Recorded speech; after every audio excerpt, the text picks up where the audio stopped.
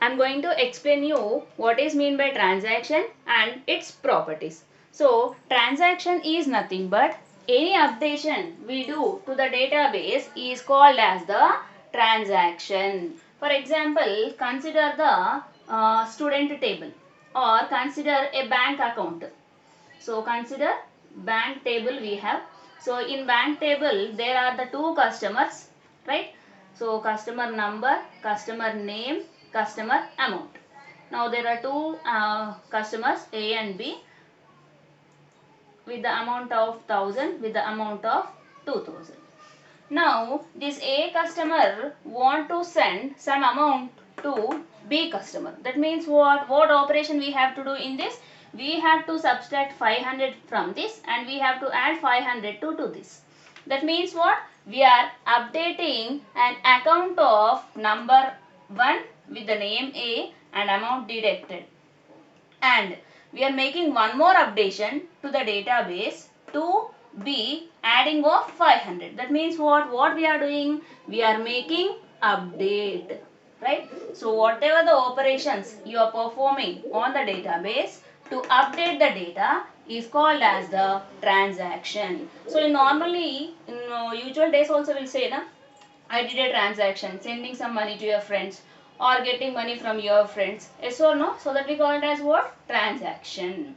Now here one more thing we need to know that. So before this, before sending and adding, your database is correct. Primary key is there, name is there, amount is there, Aadhaar number, phone number, everything is clear. Now your database we call it as what? Consistent. Your database is consistent is nothing but good. In a good position, in a good manner the database is there. That means the data presented in the database is right. No mistakes there. Now after doing the transaction also, after transaction means updation. What updation? Minus 500 plus 500. So what the value will be? Here the value will be 500. Here the value will be 2500. So after the transaction also your database should what? Good only. That means if you are performing a transaction, that means before the transaction, after the transaction, the data should be correct. Yes or no? Here the data is correct or not. For example, now he is deducting money but amount is not added. What happens? Your database is right? No. Why? Because amount is deducted in one account but not added to another account. In such case we say that database is not good after the transaction. So whenever you are designing a database, you should write a transaction such a way that it should follow these four properties. So that if it is satisfying these four properties, always after the transaction your database is correct. Clear? Is it clear? No. So that means what? Transaction is nothing but updation to the database. If a transaction follows these four properties, before transaction, after transaction, the database is correct. Correct means consistent, right? Now first we will discuss atomicity. Now consider there are two transactions T1 and T2. Consider two transactions in a bank account. Two people are sending money. Now a transaction T1 reading this amount I say X, right? Now after reading what we have to do, what we have in there, first 1000 rupees we have. Now I am saying that 1000 minus 500.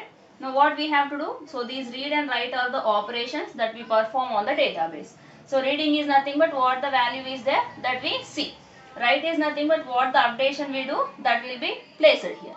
Now if you say commit, so commit is a TCL command, right? If you say commit, whatever the updations you are doing that will be updated here, right? Now here for the T2 what we have to do? We also have to read the X. 2000 value we have read it. Now what we have to add? We have to add 500 to that. After that 2500 will be stored here. So what we write? Write X. Now say commit. That means what? Here the data is updated. Here the data updated. It is fine. Now For example, before writing commit statement, right? Before writing commit statement, we are reading the value, we are deducting the amount, we are saving there. But the power failure occurred. What will happen? Is the minus amount will be updated here or not? No, not at all. Why? Because you are not saved commit. Commit means what? If you say commit, whatever the previous transactions are there about the commit, all those will be updated to the database. Now, atomicity property that whatever the transactions you are writing, so normally a transaction will write in a begin transaction and all these statements will write here, and we say end transaction. All these statements executed or none of the statement is executed. If you are not saying commit, for example, you are reading amount, you are saying that just deduct 500, but you are not saving there, power has gone. So what will happen? Is the amount will be deducted or not? No, not at all deducted. Why? Because whatever the transactions you are writing between begin and end transaction, all those must be executed or none of the transaction is executed. Yes or no? That means what? Execute అయితే అన్నీ execute అవ్వాలి, లేకపోతే ఏ ఒక్క statement కూడా execute అవ్వకూడదు. For example read అయింది, deduct అయింది, కానీ సేవ్ కాలేదు, అప్పుడు డేటాబేస్ అనేది కరెక్ట్గా ఉంటుందా? Before transaction, after transaction? No. So before transaction, after transaction, if you are saying that your database should be good, then it should follow the property that atomicity. All the transactions should be done or none of the transactions should be done. Execute all the transaction or that means no execution for any transaction. That property is called as atomicity, right? Next, consistency means just now only I said you, before transaction, after transaction, if your database is good, then only perform the transaction, otherwise you not perform the transaction. That means before transaction, after transaction, your database is good, your database data is correct, then you perform the transaction. If you are not performing that, so don't do the transaction. We have to say that to the database. Next we have isolation. So isolation is nothing but, consider here we have two transactions, T1 and T2, right? So T1 and T2, there are two transactions are there, right? Now these T1 and T2 are the two persons want to send some amount to X, right?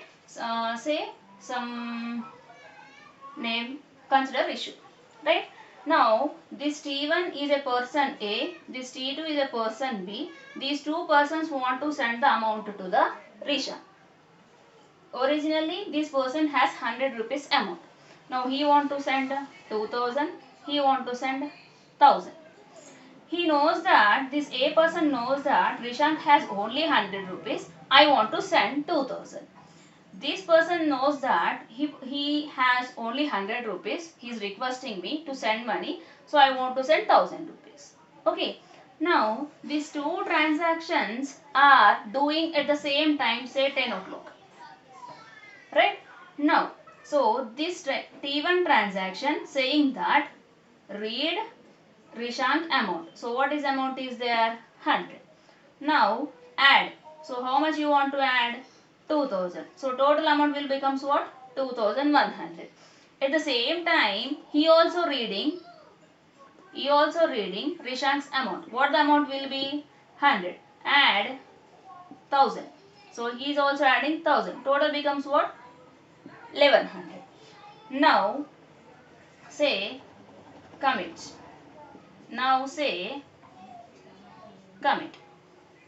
Right? Now the amount of 2100 will be added to this 2000 will be added, and this 1000 will also be added. Wait a minute, 2000 will be added, similarly 1000 will be added. Why? Because these two transactions are not affecting each other. That means being updating one data, you are not.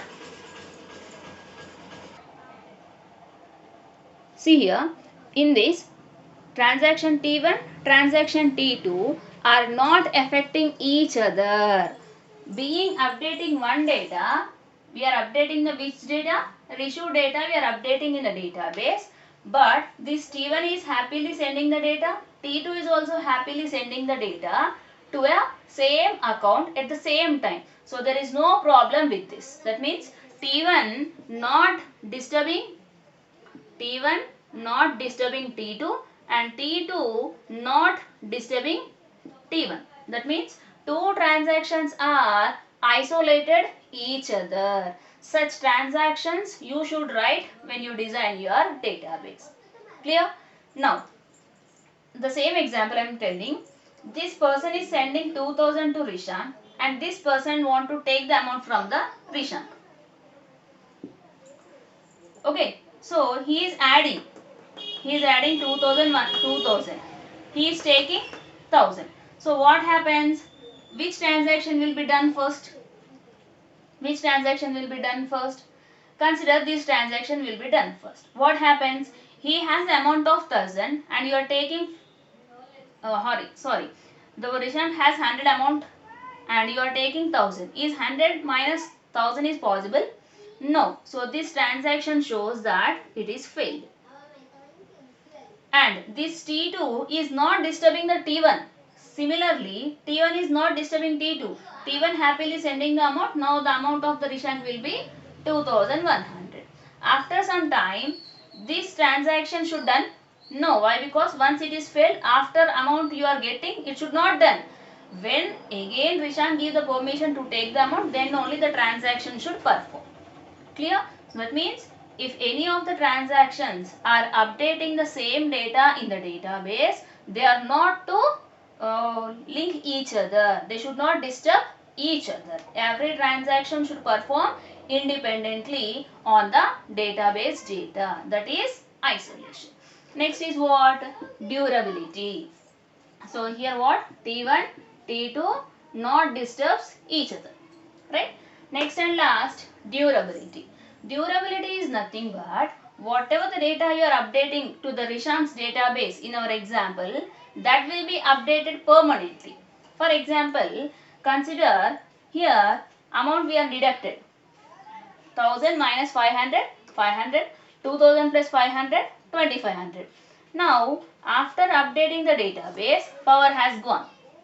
Power has gone. Now, if you are again opening the database, is amount will be same or will be going to the previous state? Amount will be same only. Why? Because once the saved the database data, it should not change when a power occurs. Why? Because we already written commit. Commit means what? Whatever the transactions, updations you are doing to the database, that will be saved permanently. So whatever the transactions you are doing, that all to be saved permanently. That we call it as the durability. Clear? For example, in your mobiles, you are saving one contact. After clicking on the save button, your mobile has charging completed. What will happen? Is the contact will be saved or not? Always contact will be saved. Why? Because we clicked the save button. So after you charge your mobile, then also you'll save the contact only. The contact will not lost. Why? Because if it is the case, every contact will be deleted when your mobile is switched off. Okay now. So whatever the transaction you are writing to the database, transaction is nothing but updation to the database. That updation should be saved forever if it follows the durability property. If it is following the durability property, then only the transactions will be saved permanently even though power failure occurs. In case of if the hard disk or any system failure occurs, it is not the case. We have to back up the data. Clear? So these are the 4 ACID properties. serial schedule and parallel schedule. So what is mean by serial? What is mean by parallel? First we see serial schedule. Parallel means what? Two are doing at the same time. Parallelly we say. Now parallelly example is what? When I am teaching the class, you are writing the notes. That means you are listening and you are writing. You are doing two things at the same time. Reading and writing. That we call it as parallel example. Serial example means what? First you listen to my class. Then after my class you have to write the notes. That we call as what? Serial schedule. So first what is the thing? Listen to the class. Listen the class. After class has completed, write the notes. That means what here? Completing of one work. Completing of one work, you are going to start another work. And that is a serial schedule. Now, parallel schedule means what? You are listening the class and at the same time you are writing the class. That we call it as what? Parallel schedule. You are listening one point and writing one point. Again you are listening one point, again you are writing one more point. That we call it as the parallel schedule. Similarly, in your database also, we have serial schedules and parallel schedules. So first I will tell you an example. So in the case of bank only, same example. So A, B, directly I am writing amounts 500 and 1000. Right? So this is the name, this is the amount. Now there are two transactions, T1 and T2. Right? In this, some person Z want to send some amount to A, that is 500. So first what we have to do? First read the amount of A, right? Then add 500. So total becomes what? 500 plus 500 and say write what amount you have to write there? 1000. So this 500 gives as the 1000. Now say commit. Say commit. Now T2 also want to send one more 500 to A. Now say write read A. So what amount of the data we have? 1000. Now add 500. So total becomes what? 500.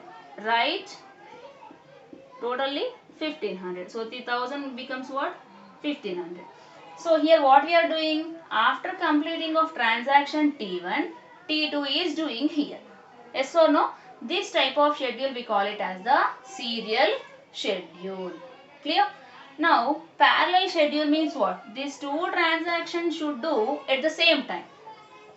Now transaction T1 and say transaction T2. Now first step, he is doing the data reading. So read A. What amount of data is there initially? 500 is there. Now at the same time he also reading. Read A. What amount of data is there? 500. Right? Now he want to add how much? 500. How much he want to add? 1000. Sorry? 500 only, na? Now he also want to add 500. Now total amount is what? Right. 500 plus 500 it becomes what? 1000. Now he is updating the amount as 1000. Now at this time this transaction is not performed. Why? Because we are doing here. Now wait for a minute. Why? Because one updation is doing here there. Now later on how much amount will be added here? 1000 plus 500. Total amount becomes what? 1500. Now write 1500. Right? Here also we are getting 1500. Here also we are getting 1500. That means when you perform serial schedule and parallel schedule, if the same amount you are crediting to a person A, then this type of schedules we call it as the serializability. So this is important. So serializability means what? Transaction states in a serial schedule and parallel schedule are same. Then such property we call it as the serializability. Clear? So this is the important answer. Take this example and write the same with the oral explanation. This property we call it as the serializability.